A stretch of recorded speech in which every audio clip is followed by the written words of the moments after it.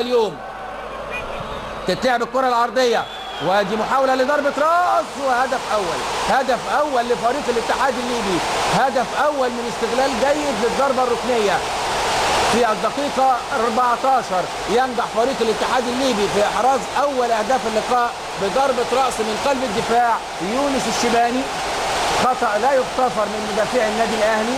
لسه بقول لحضراتكم الحارس أحمد عادل عبد المنعم يوجه الزملاء من أجل التمركز الجيد داخل منطقة الجزاء. لم يأتي التمركز الجيد وينجح يونس الشباني في إحراز هدف التقدم بضربة رأس. ها هو يونس الشباني صاحب 28 سنة يحرز أول أهداف هذا اللقاء في الدقيقة 14. فرحة كبيرة لجماهير الاتحاد الليبي المحتشدة في ملعب المباراة، ملعب 11 يونيو بالعاصمة الليبية طرابلس. لما لا وهم متقدمين على نادي القرن في افريقيا، لما لا وهم متقدمين على صاحب الرقم القياسي في الفوز بهذه البطولة النادي الأهلي. 1-0 حتى الآن بعد مرور 14 دقيقة. انطلقت الشماريخ، ساعة الدخان تغطي سماء ملعب المباراة. كان النادي الأهلي في الاجتماع الفني صباح اليوم حذر من انطلاق الشماريخ وطلب بمنع الشماريخ من الدخول إلى ملعب المباراة، ولكن هذا لم يحدث.